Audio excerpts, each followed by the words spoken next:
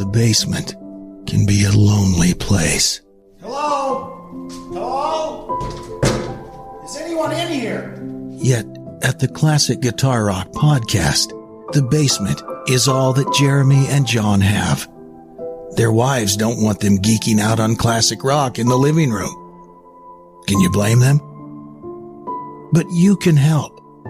For as little as $3 a month, you can become a supporter on Patreon. Join today and end the cycle. Visit patreon.com/classicguitarrock. They'll still be in the basement, but at least it's not your basement. Hello? Is anyone in here? Atomic batteries to power. Turbines to speed. Ready to move out. Before we start, I'd like to say something. There's no reason why you shouldn't have complete confidence in your chances to come out of this thing alive and in one piece. From coast to coast, from border to border, from one end to the other and all points in between. The Classic Guitar Rock Podcast is on. Yes! That's awesome! We crank up and break down the great guitar-driven rock of the 60s, 70s, and 80s. And you are invited to come along. We got a full tank of gas, half a pack of cigarettes, it's dark, and we're wearing sunglasses. Hit it. And now, your host, Jeremy Lunnan. Yeah, we don't know anything about that fella there. Who is he? Where's he coming from? It's time for the Classic Guitar Rock Podcast. Welcome back to the Classic Guitar Rock with Jeremy and John. John, how are you? I'm doing very well, thank you. How are you doing? Good. We just jumped in and started talking about crap. We did. And then we finally said, let's save this for the show, because at our age, we only have so much energy, right? We don't want to do it again. We have lots of energy, but it's not really directed towards anything. Yeah. That's right. I do have to confess, I took a nap today. I did too.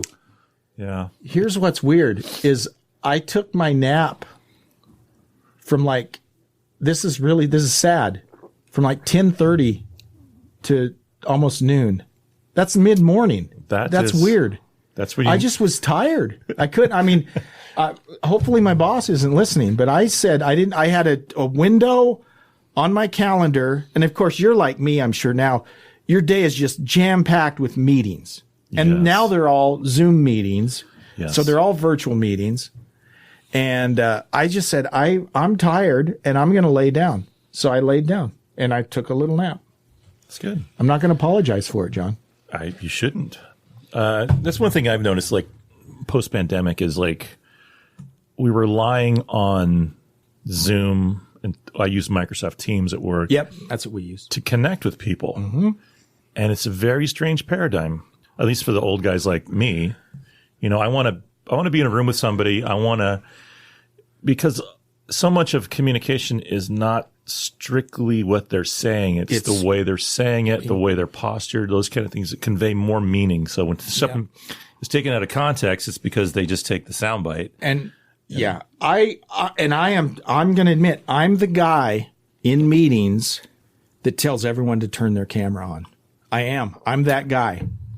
Because first of all, by profession, I'm a trainer, right? So my thing is about training. And of course, now it's training virtually. And to your point, 80% of our communication is nonverbal. And when you get on a call with 20 people and everyone's got their camera off, it kills it. You got to turn your cameras on. Yeah. And that's what's ironic that we're doing podcasting. Yeah. Without cameras. But someday we'll have cameras. Yeah. We're thinking about doing cameras. Tell us what you think in the comments section. Ooh, yeah.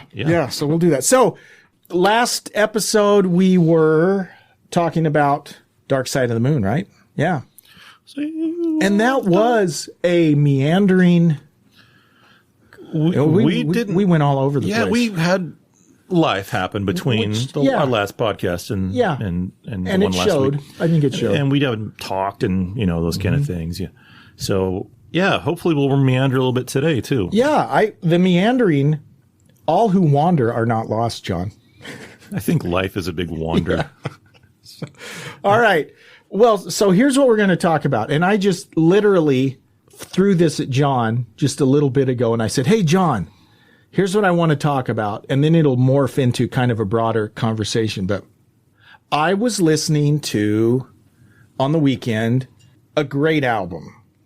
It's Permanent Waves by Rush. Okay. And I don't want to put you, I always say I don't want to put you on the spot, but I exactly want to put you on a spot. So, is there an album you can point to or an artist you can point to that is a gateway, right? That when you heard, that was when you really got interested in music. Can you think of one or two that were the big ones that really got you interested in music? Yes. The first thing I noticed, or the first thing I had was my grandma, I think I mentioned this before, she bought me a AM FM clock radio, and that's the only thing I had, a little tiny little, probably 2.5-inch speaker. Right.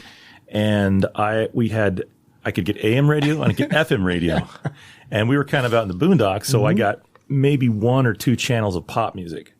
So is this Central Washington? No, at this the is time? Yeah. Oh yeah, it's down the Tri-Cities. Okay. Yeah. All right. Okay. Perfect. But I'd listen to the pop stations if I could. But I really fell in love with I've really noticed music when the Police song came on the radio. Okay. Spirits in the Material World. Okay. So there's something interesting about keyboards in that. Keyboards have what's called an envelope. All sound has an envelope. Right. Basically, you have an attack, you have sustain, you have a decay, and a release. So when you're working with keyboards, you can use those kind of things. But what happens is if you move the attack point slightly back, it falls on a different beat. So like when a trumpet plays, it doesn't instantly start like if you hit a snare drum, it starts immediately. It got to build up because you're blowing on the air in there. So if you're a really good trumpet player, which I never really was, even though I played it, was that you would always start your note just slightly early. It had a feel thing where you'd start slightly early before the beat. So when your envelope hit the peak, it would sound like you're playing on the right time. So Spirits in the Material World had this keyboard sound where it was off by almost like, I think, a 16th note. So it had a completely different feel, and you never knew where the 1 was. Right. So, I'm used to the, 4 on the floor, the heavy backbeat on 2 and 4 with the snare. And this song came along and was like, where is 1? Where is the 1, It kind of throws you off a little when you hear it. And then they come in with a chorus with the heavy backbeat. Exactly. Go into the verse and you're lost again. Yep. So that was kind of interesting to me sonically. So I would say that was the first time I really noticed music. Right. And it's funny you mentioned that song because one of the earliest ones I think of was from a few years earlier, but it was actually a Police song too. It was the first time I heard Roxanne. I was like, what is this? What is this music? This is interesting, and I thought, I don't know. And this was, I'm probably 5th grade, 10, 11 years old, and I'm starting to notice things like that. But the reason I asked you the question, I mentioned that I was listening to Permanent Waves, and my initial thought was, I want to talk about Alex Lifeson. Gotcha. And so first of all, just Rush in general. Rush was one of those bands a little later than when I heard, I can give you examples of, hearing Roxanne for the first time, hearing different songs on the radio. My older brother was already listening to stuff like Styx and Kiss and Bad Company. So I heard some of that in the house as well. But then there were just some, and I think Spirits in the Material World and Roxanne are both perfect examples of a different, it wasn't the power chords, right? That I was hearing in my house. There was different. It was the rhythms were different. You mentioned the keyboard sound. And then similar when I heard Rush for the first time, and the gateway album for me was 2112. But an interesting thing happened for me with Rush, and I've talked about this on other episodes. I heard 2112. I was in 7th grade, maybe 8th grade. It was around 1980. And I had to get it. So I go to the record store. They didn't have it there, but they had All the World's a Stage, the live album that came out right after 2112. And they played 2112 on that album. I thought, well, I'll just buy that. So my first Rush album was a live album. It was All the World's a Stage, which opened me up to the pre-2112 stuff. But what's weird maybe isn't the right word. But my next Rush album that I owned, so I went from 2112, All the World's a Stage, to Moving Pictures. So that's 76 to 81. So it's a 5-year leap, right? I missed everything in between. Right. And they changed a lot. And so when I heard Moving Pictures, as I really liked 2112, and so I bought this cassette of Moving Pictures. And at the time, so yeah, here's the time frame. Moving Pictures had just come out, so it was brand new. And I had just in the previous year, got 2112. But it was so different. It was almost like, is this the same band? This is like completely different.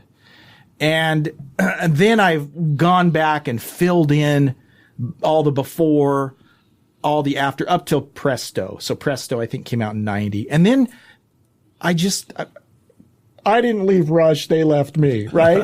I mean, that's not to say I don't like the newer stuff, but I just couldn't get into it, like the older stuff. But the thing about Alex Lifeson, first of all, he's in a band with Neil Peart and Geddy Lee. Right. And if you sit down and listen to any of the three in an interview, IQ-wise, I would guess they are one of the smartest bands. Every single one of them is a really smart guy. They're very, very smart. Very intelligent, well-spoken. They're Canadian, so they're very nice. Yes, okay? True. Alex always gets the short end of the stick. Yeah, because he does. On the virtuoso scale, Neil Peart, he's the best in the world. Geddy Lee's a phenomenal bass player and multi-instrumentalist. And Alex is kind of like... the guitar player. He's the guitar player. Yeah. And yet, I could almost make the case that of all three, he might be the most groundbreaking of them all. Oh, okay. Why? Why more so than Neil Peart? Because, and here's a perfect example. And I told you that we wanted to talk. So I want to talk about Alex Lifeson. Okay. And then a broader conversation about guitarists. And I call them the texturalists. Texturalists, got it. Texturalists. These are the guitar players that you don't think of when you think of scorching guitar solos, the traditional hard rock lead guitar player. These are not those types of guys. You mentioned the Police. Yes. Andy Summers is at the top of that list. Oh, yes. And I think much of hard rock is so focused on lead guitar that we just kind of skip over those guys. But Andy Summers is another guy who's just brilliant. The Edge. We've talked about the Edge. Yes. Texturalist. You don't think of the Edge as a phenomenal solo player, but he crafts these soundscapes, right, that are just beautiful, right? Absolutely. So Alex Lifeson, here's why he's unique. And if you go back to the early days of Rush, they, more than about any band that I can think of, any band that's been around for a long time, you'll see it change, right? Absolutely. Except maybe like AC/DC, right? Right? And I love AC/DC, but seriously, they have not really changed. Yeah, you buy the new album, it's like the old album. And that's kind of what we like about AC/DC, right? You know what you're going to get. Yeah. But if you were to put a needle on the first Rush album and then on their last album in 2015, I mean, they've gone a completely different direction. Right. But here's the thing about Alex. First of all, let's talk about his lead guitar playing, because he's a phenomenal lead guitar player. And he doesn't sound... Okay, first album, they were Zeppelin clones, and they'll even tell you. We were into Led Zeppelin, so they sound like Led Zeppelin. But by about the third or fourth album, he doesn't sound like anyone. And I'll give you an example. You listen to his solo in Free Will on Permanent Waves. That is one of the weirdest, coolest solos ever. And then you flip it over and you play the song Madrigal. I think it's Madrigal on side 2 of Permanent Waves. Very low, down tempo. And he plays just these craziest solos that don't sound like anyone else. Right. The Limelight solo. Oh my gosh, yeah. Just totally unique and original. And he never gets any credit for that. I think part of what made what makes his guitar playing like special is that he is really conscious of being in a trio, and he is very conscious of like saying like, I'm going to let other members of the band shine for 16 measures or whatever, and I'm going to shine, and I'm going to give the shine back. You know, it was kind of, at least from my opinion, it's that he considers the song more important than his solos.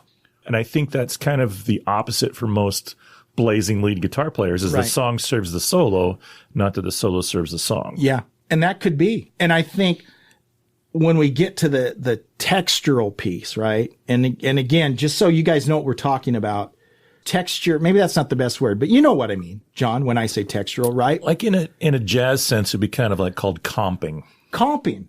Yeah. The accompaniment you play behind. And I think what you say about this idea of a 3-piece, the Police, this is the case as well. Right. Think about the chord choices that Alex Lifeson makes or an Andy Summers makes. They're not simple. I mean, there's some power chords, but for the most part, John, I know you're a fan of suspended chords. You know, these big suspended chords that ring out and are sustainy, and it's not just clean tones too, right? Playing a lot of clean tones. Alex would obviously, there's Rush songs that are a lot of overdrive and distortion, but there's a lot that are very clean, especially in the later years. And it's much more about, like you said, comping background. And I just think Alex is a master at that. And I remember, because by this time I was playing guitar, this would have been early 80s. And I would buy they went through a phase where even the dumb magazines like, there was always Guitar Magazine, there was Guitar Player, Guitar World, Guitar for the Practicing Musician. Yes, there was tons that of was, and the thing with Guitar Magazine was the one that came with like pages and pages of tab. Oh, yes. Yeah. I actually have one sitting on my bedside table right now. Yeah, I have a footlocker full of old magazines. I should go back and look at. One day I'm going to learn that song. I'm going to learn that song. And you never did. It's funny you say that, because I have the tab of Spirit of Radio from Permanent Wave. So I sat down and worked through that for months to try and it still sounded like crap.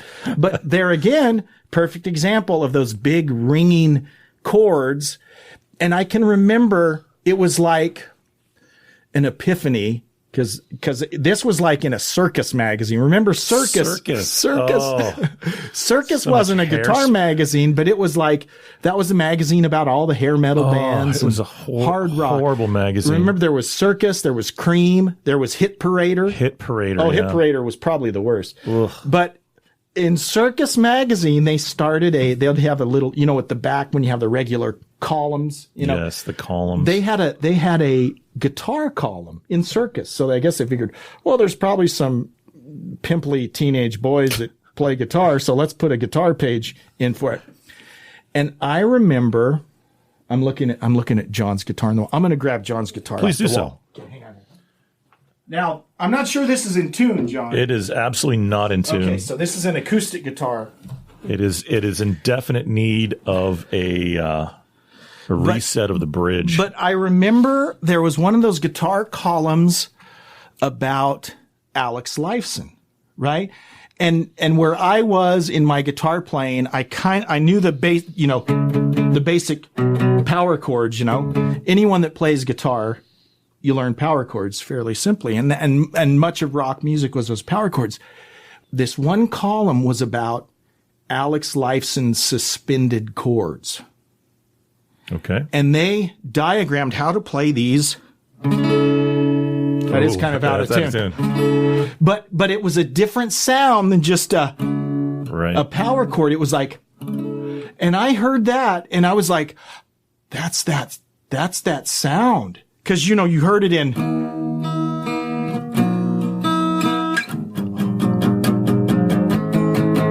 Sorry, that was supposed to be Spirit of the Radio. But you heard those ringing chords, and to me, that was like a light bulb going off. So, I went to music school, blah, blah, blah. So for our listeners out there, a suspended chord is like, there's only two notes you can suspend. Mm-hmm. It's the second and the fourth.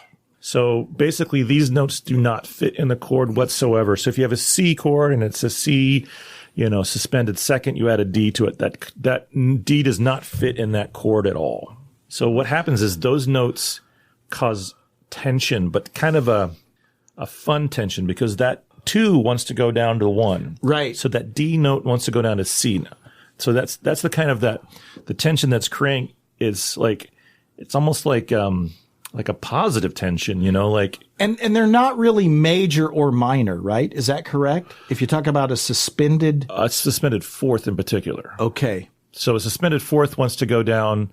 So that would be in a C major scale or a C major chord. It would be an F. Okay. So the F wants to go down to an E. So it's a half step movement. And it's that tension, the suspension, right? That gives it that airy sound. It's almost like optimistic because it's looking for change, if that's the way to say it. Yeah. No, but that's exactly what it leads your ear. It leads your ear. I didn't mean this to turn this into a guitar lesson, but right. So like if this, you have that A, it's so out of tune. It's out, but you still hear it, right? So you hear that suspension, but then if you resolve it to that A, I'm trying not to play the one that's out of tune, but to your point, your ear wants to go to that. Right. But that lesson just opened that idea of that was the Alex Lifeson sound, right? And then his name's escaping me. The guitar player for Dream Theater. Petrucci. He talks about the Alex Lifeson chord, and this is what everyone calls the Alex Lifeson chord. The first time I heard this chord, it's that first chord in the beginning of Hemispheres, and I think it's in Xanadu somewhere. Same thing. I mean, that's just such a cool, big, fat, ringy, open chord. And what you were saying about the 3-piece is, and it's interesting because John, when we played in the band, John had some original songs, and John likes those ringy, suspendy chords. Yeah, they're fun. They're fun, and I think in the context of a 3-piece, it fills more sonic territory than if he was just playing a power chord, right? For instance. And the thing about suspensions is you can play them as diamonds, which is like a whole note, or you can play them as like a passage, so you can actually play a bit of like texture in it. Let me see that guitar for a second. This one is much. Okay, John actually grabbed his guitar that's actually in tune. So, like this is a general regular C major chord, right? And here is a C add 9 or a C suspended second. So you can go right. And now here's a C with a fourth added, so it's an F, so C. Yeah. So that fourth note. So you can. And it wants, the ear wants to take you back to that regular C. Yeah. And so that stupid little column in Circus Magazine just blew me away. I was probably a sophomore in high school, and up until then, all I'd played was like just your basic power chords. And, you didn't hear chords like that on a Judas Priest album. No. Or AC/DC. Or AC/DC. Though, interestingly, if you go to a song like You Shook Me All Night Long, it has the G or the C add 9 all over it. Right. That's the Bryan Adams chord. Right. Every Bryan Adams song has a C add 9 chord in it. Yeah. So you do kind of hear those things. But that was an epiphany for me, this idea of suspended chords, because that was the sound I heard on all over Moving Pictures, all over Permanent Waves.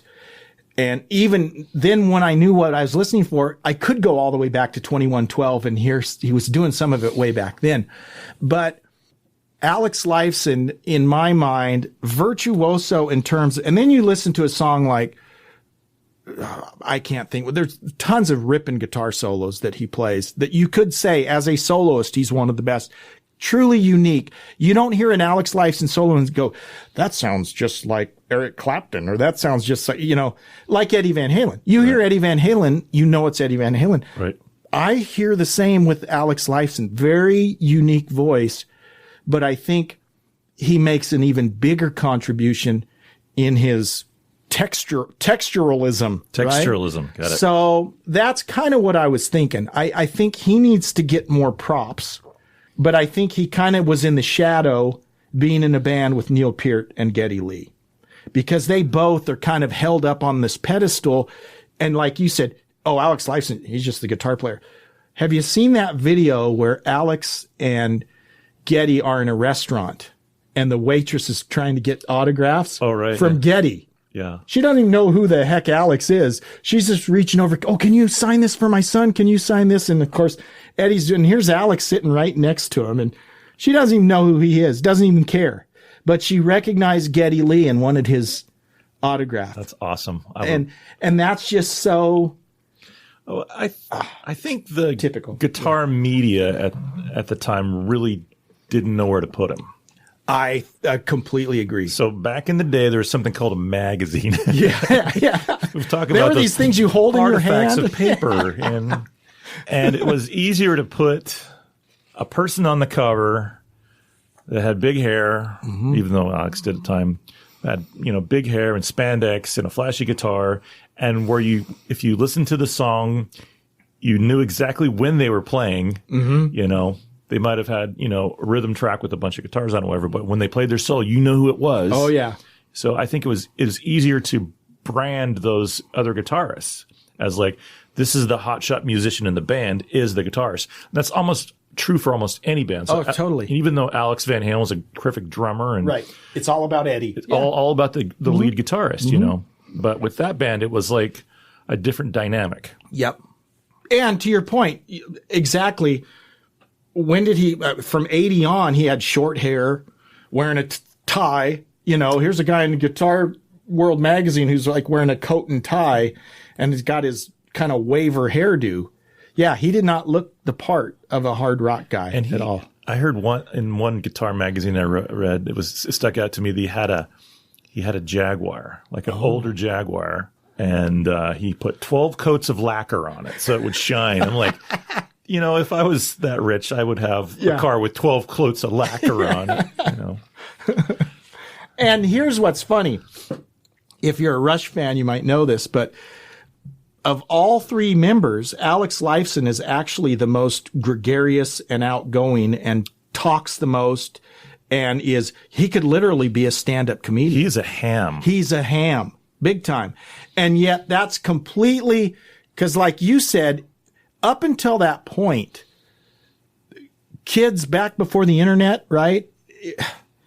I can remember Rush's first, and they made a big deal about it on MTV at the time. It was Rush's first televised concert, and this was probably Grace Under Pressure. So probably 84, 85.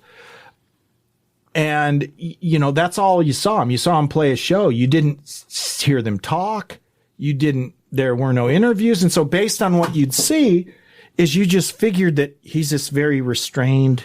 That was the persona that was exactly was that these guys are, so into their own music. Exactly. They can't relate to people, Yep. It's like they're brilliant. Just admire them from afar. Yeah, that's totally what it was. I've seen the documentary on what's on Netflix. What is it called? Oh, I forgot what it's called, but it's a Beyond the Lighted Stage. Yeah, maybe that was it. But those two, Alex Lifeson and Geddy Lee, they just bounce off each other. Oh, crack ups. Yeah. And Neil's in the back, just like, go play, guys. Yeah. It's like, you guys. Yeah, totally. He's like the adult. Because I think, didn't the Alex Lifeson and Geddy, they knew each other like in elementary school, right? Like from the time they were like 8 years old. Yeah. And they started the band together when they were 15. Neil came in for the second album. But yeah, and we could do a whole thing on Rush, but I was thinking about Alex Lifeson. Interestingly enough, he's just recorded a new album with a new group, and I should have it in front of me, but I don't have it in front of me. They've got this. I've listened to their lead-off single. It sounds nothing like Rush. I would have no idea that Alex Lifeson was involved in it, but that's kind of what he's kind of what he's doing now. He's produced some albums for other folks. I think his son is a musician too, and he's produced some albums for his son's band and things. But he was a very inspirational figure to me just because he had such a different sound. And I can remember going to the music store and seeing this old, he was probably 18 years old. I was 15 at the time.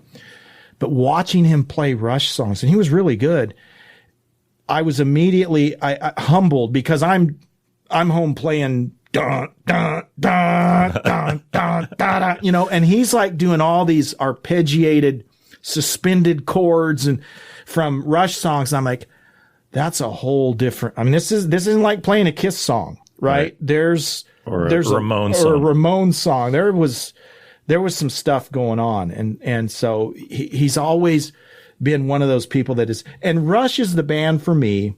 I just posted a meme on the Twitter that says something about, you'll hear all these bands throughout your life, but there's always one band that you always go back to. You might not listen to them for a while, but then you always go back. And for me, Rush is probably that band, that like I said, I haven't really listened to their music post about 1990, but all the stuff up until then, that's just been such a part of my life, listening to all of that. And I know every nook and cranny of most of those albums. And I just don't understand why Alex doesn't get more love than he gets in terms of being considered one of the great guitar players. I personally think if he was in a different band setup, he would have probably got more. Probably so. If you had a 4-piece, I think, where you had a rhythm guitar or a keyboard player, and he was just doing guitar over the top, I think he would have got more recognition. Could be. Yeah. So when we come back, John, I want to kind of open it up. Okay. And I wanted you to talk because I talk too much. No. But I want to hear your thoughts on these textural guys too. Okay. Because I think that's an interesting conversation and you summed it up very well when you talked about, the guitar player was always kind of we have a guitar press, there's not a lead singer magazine, right? Right. There's guitar magazines. And so the heroes are always that flashy lead guitar player. But to me, some of the most compelling stuff are the texture guys. Yeah. And so we'll talk about that when we come back.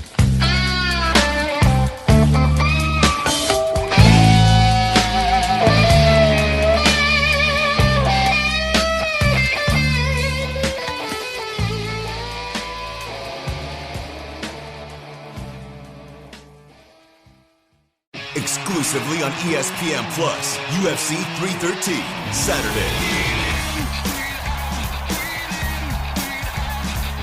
Reigning light heavyweight champion Alex Pereira defends his title against #1 contender Magomed Ankalaev, and an explosive lightweight bout between Justin Gaethje and Rafael Fiziev.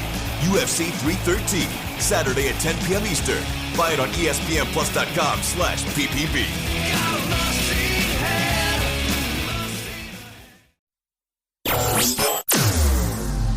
I'm Radio Sweeper Guy. I'm 5'6", weigh 132 pounds, and live in the basement.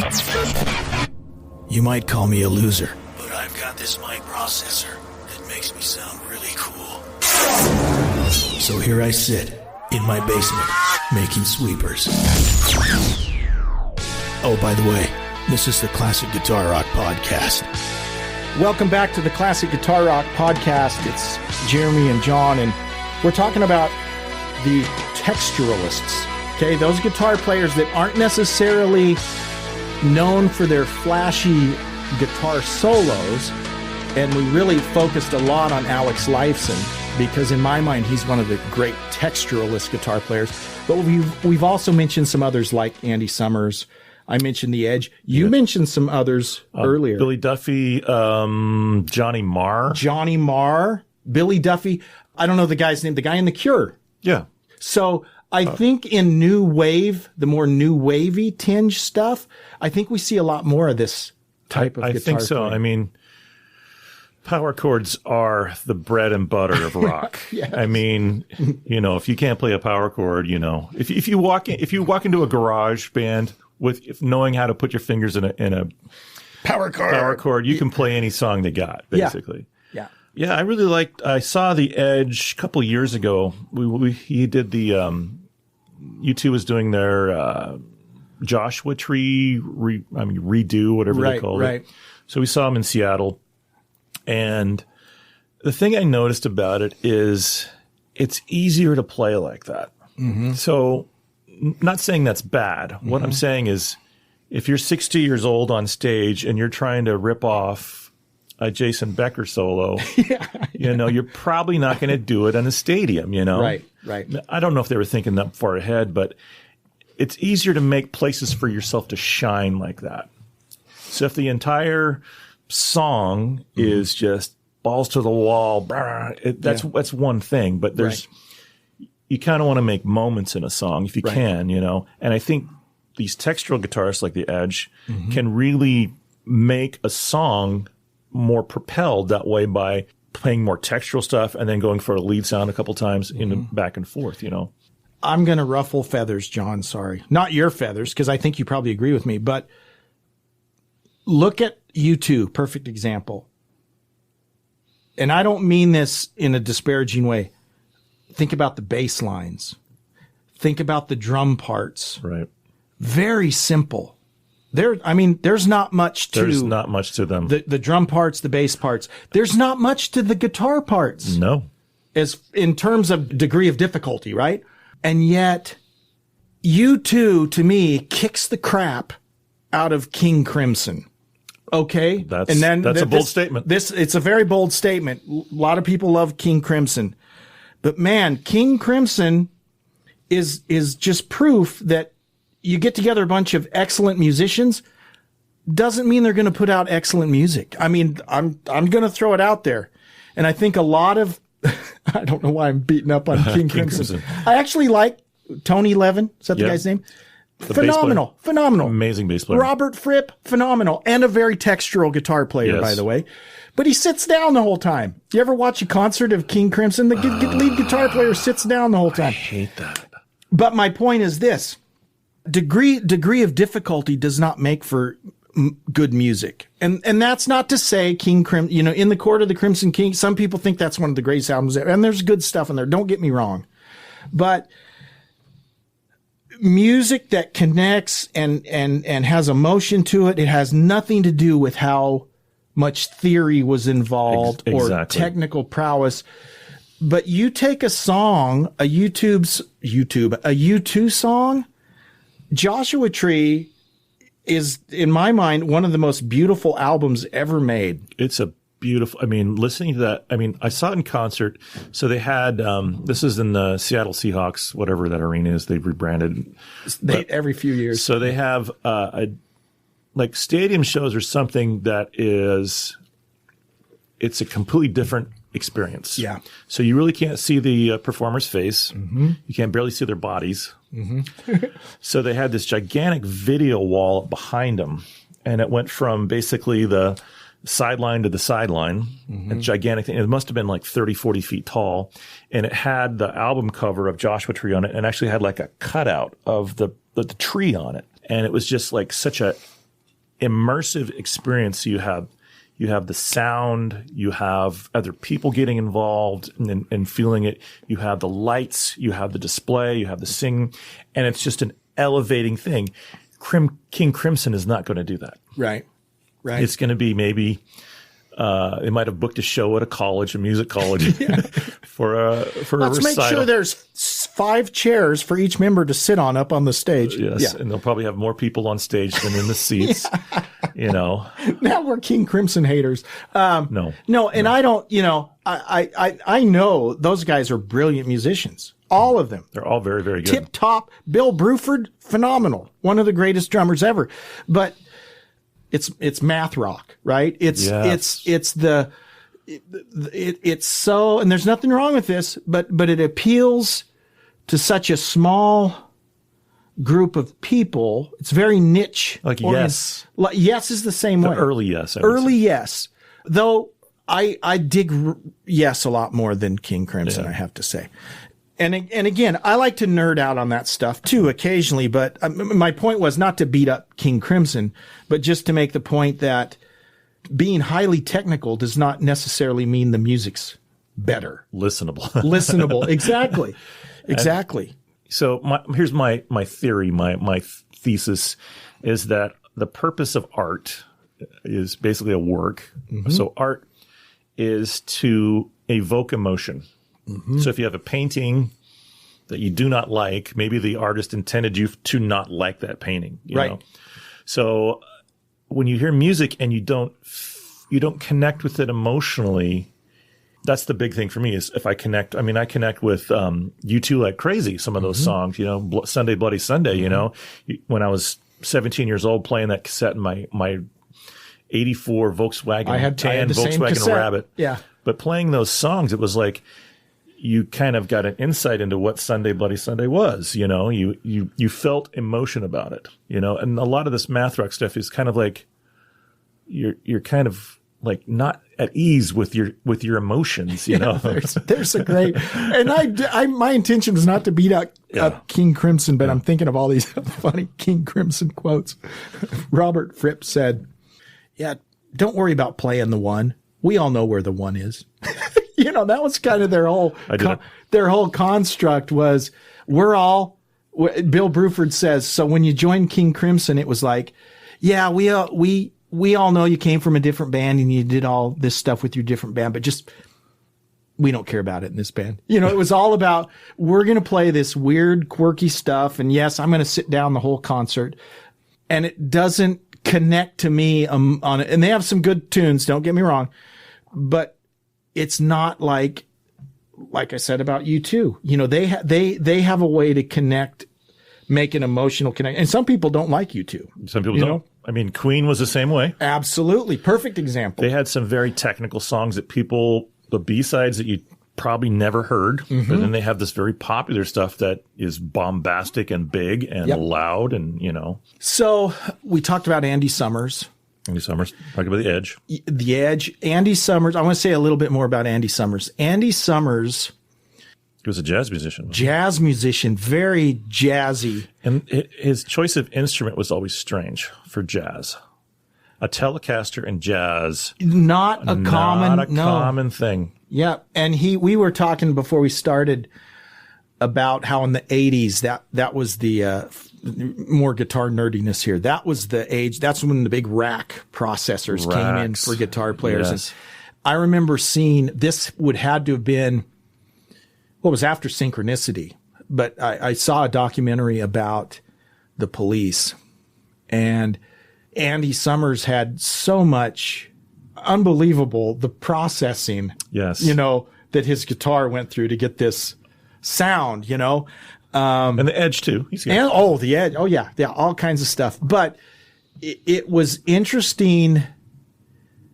I remember Andy Summers, the way he would play chords, you know, like if you or I were going to play a C sharp minor, you know, I probably know exactly the shape you'd play, probably the exact same shape I'd play, but I'm like, that's not the C sharp minor I play, you know, right. So it's just, it's interesting that maybe it's the jazz background, right? That he came from. We used to call those stretched chords. Yeah. And his lot of stretched chords. So, yeah. So when you're playing guitar, you have a whole bunch, you're relying on muscle memory. You practice these chord shapes over and over. See if you grab the neck at a certain place. Mm-hmm. If you aim your eye at the dot on the 5th fret and you hit the 3rd string with this finger, you're going to play the chord that you practiced 5,000 times before. Right. Playing those kind of chords is a different matter altogether. Right. Playing these extended, stretched hand chords is really it does not come easy to most people. It never came easy to me. And we talked about the suspended chords of Alex Lifeson. Some people say that he borrowed from, and you hear it on Permanent Waves, what happened between Hemispheres and Permanent Waves was the Police. Oh. And one of the criticisms of Permanent Waves was, I can remember reading reviews and it said, oh, they're copying the Police. You know, it's like interesting. But Rush was aware of other stuff going on around them. And so The Edge, perfect example. You get into Grace Under Pressure was at 84, 85, somewhere around there. Well, what happened before that? U2 had come out, and we start to hear a lot of these delay type figures in his playing. The dotted note. Dotted, totally, eighth. totally. So again, I think, here I'm back to Lifeson, but I think he would notice trends that were going on. Moving Pictures, we've got Vital Signs, which is kind of a ska song. Mm-hmm. That's the first time we see Rush playing a ska song. Well, even Spirit of Radio has kind of that reggae part in the middle. It has a whole reggae breakdown. And a lot of people say that was the Police influence. Could be. But there's some similarities between the suspendy chords, the clean playing, that kind of stuff. I think one of the big drivers for Andy Summers was he used a Roland. Yeah. He used a Roland amplifier. So back in the day, Roland was coming into the music business. They hadn't really developed the little small pedals yet. Mm-hmm, mm-hmm. They had bigger pedals, and they came up with an amplifier that was loud and clean. Yep, the JC120. JC120. Yep. So it had 120 watts and two 12-inch speakers. And I saw one about 2 years ago, an original one in a pawn shop, and that thing is a beast. They are heavy, heavy. But one thing they had in was a chorus circuit.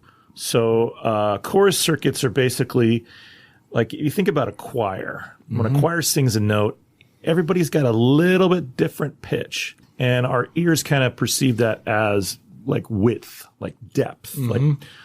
So what this circuit had done on the Roland Jazz Chorus 120 is it had one speaker that was slightly detuned and one that wasn't. So and it was actually almost like a 3D kind of sound. So you get this really, if you're in a room with a JC120, it fills the whole room with this like full on ambient sound. Yep. There's like a wall of like thickness to it. So I think that was one thing that was really driving, Andy Summers, was that amp. And he uses it to such a degree that it's almost a warped sound. You can actually detune them quite a bit. Yeah. And that was his, you don't notice it as much when you hear all the other instruments going on with it. But just hearing his guitar, I remember on this documentary when he played, I go, wow, that's really warbly sounding, right? But that was just the unique sound that he had. And it was cool. One of the songs that we played together in our band was Synchronicity 2. That's a fun song. I love that song. And to me, that's the quintessential. It's got a driving bass. It's got the funky, guitars going on. But that's what was so cool about Andy Summers. And he very rarely, occasionally, he'll play a single note solo. Yes. In Message in a Bottle. Yes. He'll do some blues licks. They're basically just blues licks, but they kind of got the warbly sound that he's using in the rhythms. But he's another one that just has a very distinct sound. And so that's why I use the word texture, right? It's very ringy and chimey and chorusy and sounds really cool. It's a cool really sound. Cool.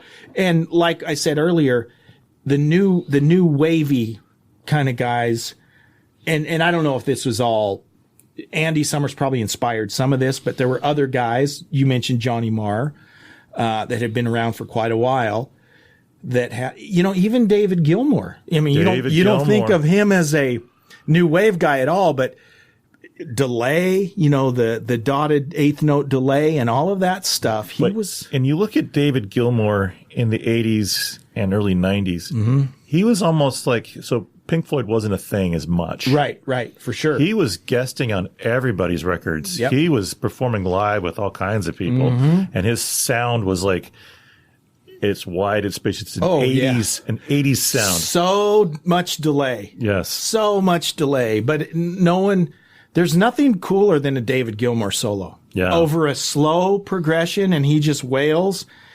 It's not blurring fast. It's just tasty and sounds really good. He's a very good example. Yeah, that's one of the things that's like hard for young players to get, because the first thing you buy is a guitar. Second thing you buy is an amp. Third thing you buy is a distortion pedal. Exactly. Yeah. That's exactly you the gotta order. have- yeah. I bought the guitar. I didn't have anything to play through it. I saved up another $150. I bought an amp. Then I saved up another $40 and bought a distortion distortion so pedal. funny. I think I bought a DOD FX whatever. It was an orange pedal, and it was like, oh man, I'm a rock star now. You know? That's But that's totally the way it works. You don't go like, oh, I want to buy a guitar. I'm going to buy an amp. I'm going to buy a chorus next. You don't. Yeah. Nobody does that. I worked through high school. Okay. So I'm just like you. So I get this little guitar. I bought my first electric guitar in 1981. It was a Fender. I could write books about the stupid stuff I've done with my gear. I won't get into that. I had a little Fender, a 67 Fender Duo Sonic. Okay. It looked like a little Mustang. If I still had it today, it'd be worth something. I had that, but no amp. So my brother had, the summer before, had bought a bass. He had this SG copy bass and an old Univox amp. And so I would plug my guitar into that, just an amp. I think it had a volume and tone control on the bass amp. But if I cranked it, it would distort, you know. So that was my sound. Actually, I think my first amp was so back in the 60s and 70s, hi-fi was something. Mm-hmm. And you had these entertainment centers, which was a giant, like a dresser filled with stuff. Oh, yeah. So Dad was stationed in Japan, and he bought all this Sony and Panasonic stuff, which was good, top of the line. Oh my man. gosh, it was great stuff. And I just waited for him to leave, and then I would plug in my guitar into the TAC, the reel-to-reel, and then there you go. select that on the big, had these big knobs with big detents on it. It was beautifully, I mean, this stuff you had was gorgeous. Mm-hmm. But I would get this like horrible sound, and then I'd be like waiting for Dad to pull up, and I have to like unplug everything, turn everything off, and close the cabinet door, you know? So my music arsenal took it, I'm thinking about, okay, Christmas of 82. So right before 83, this is my sophomore year. This was cool of my brother. My brother bought me an amp. Wow. It was a little Fender Harvard Reverb, a solid state amp. I think he paid $100 for it. But this had overdrive on it. Yeah. And it even had reverb. Wow. So this was like a whole new world for me.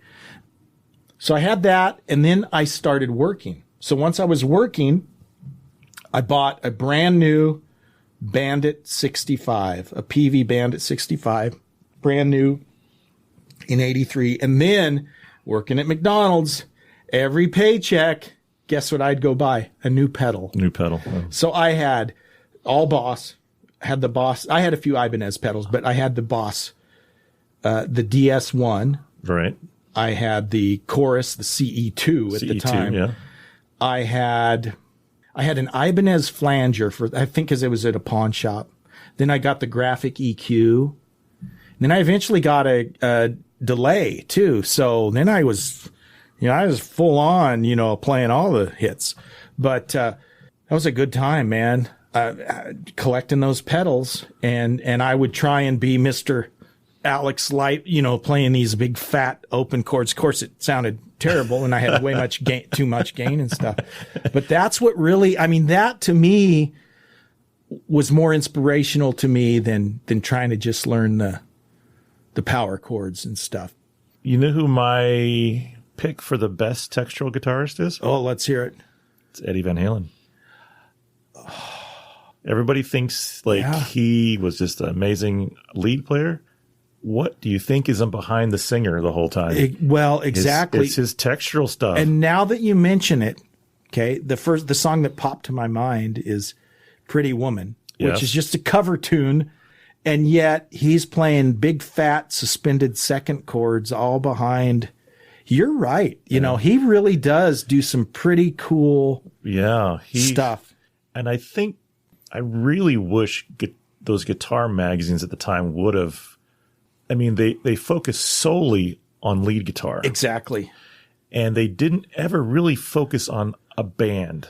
There wasn't like a band magazine. It's you're right. This is how you set up your PA. This is what sound you want to get. There was always like, oh, you need these pedals and this guitar, and you're going to be a rock star. Yeah. It was never like taken in a group context of like that. That was one thing I wish they'd kind of they should have done to propel the whole industry, because they sold in the 80s. They sold so many electric guitars. Oh yeah, so many. I mean, they had guitar shops in malls. Oh yeah, almost like a Starbucks kiosk. Yeah, you could go in and there'd be a music store in a mall. Yes, I remember. And a that. mall would have a music store. Yeah. And you're spot on with Eddie. I hadn't even thought about that, but you're right. You go back and look, his rhythm playing is as good as his lead playing. Yes. I agree. So I think the textural stuff kind of originates from a 3-piece. That's my, it kind of makes sense. Where the guitar player has to vamp, they have to comp a whole lot more than they would do in a band with a keyboard or piano in it, plus a rhythm guitar. So right. They have to get a fuller sound. They have to kind of be in the back. So that's where they get these techniques of kind of filling out the sound a little bit, as opposed to just constantly being front and center. Exactly. That's a really good point. I just thought of 2 albums that I got to find these. I have these cassettes at home. I got to think of where they are.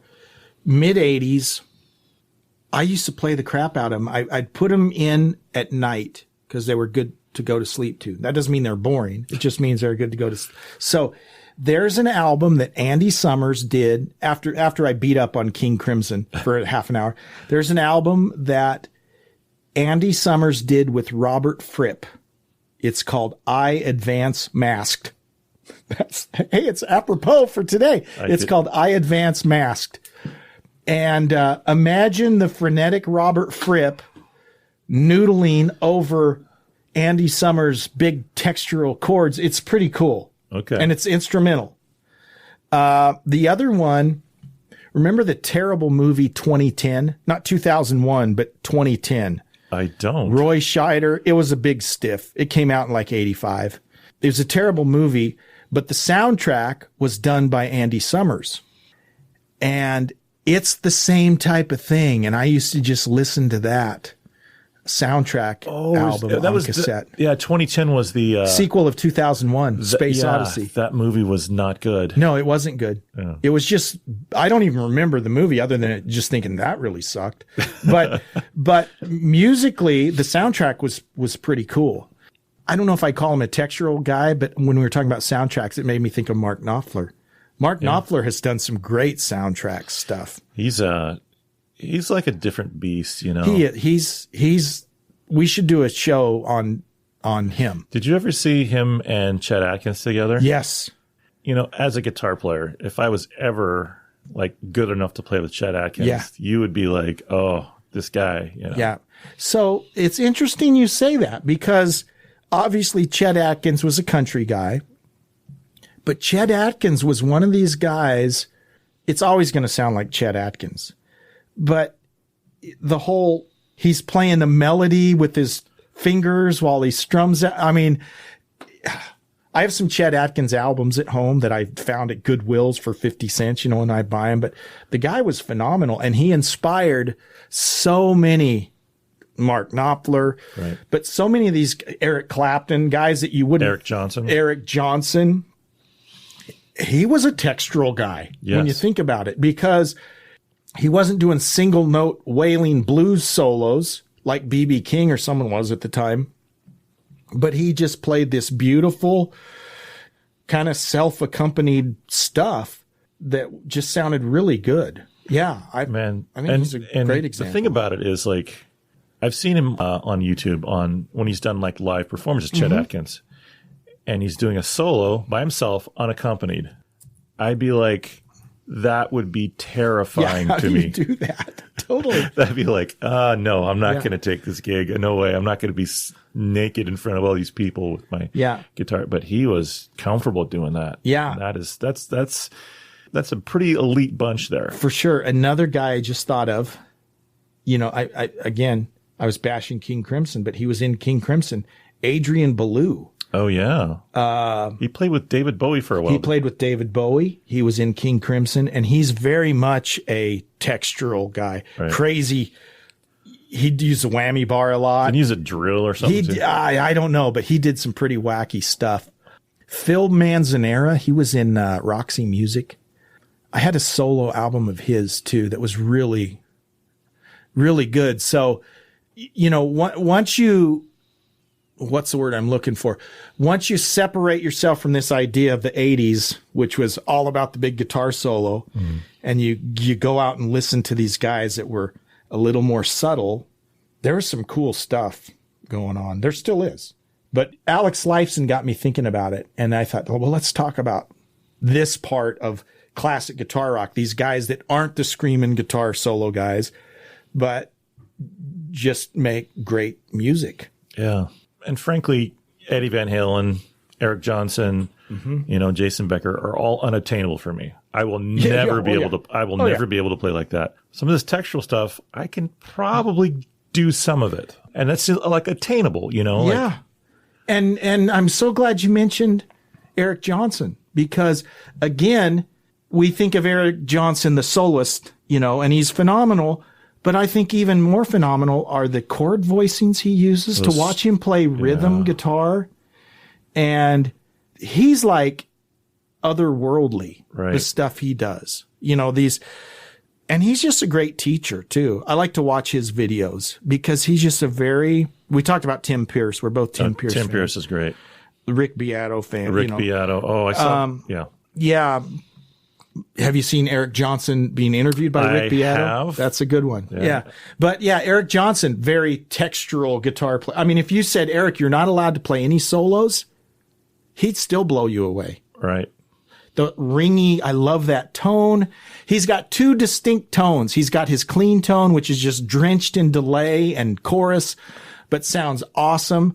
And then his lead tone is like that violin sound. Right. That's completely different. And if you notice, like really, really good guitar players that know their instruments, there's little nuances that I cannot do.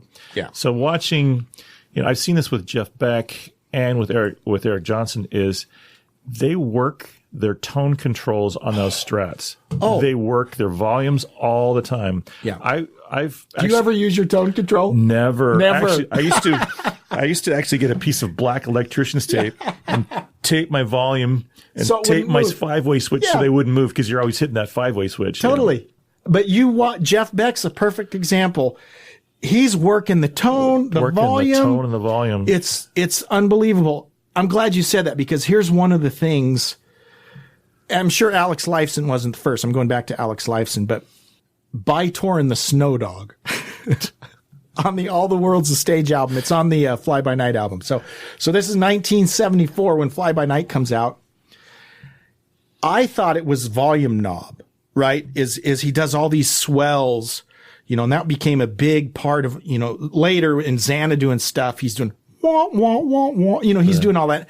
And I thought it was all, I didn't know there was a thing called a volume pedal.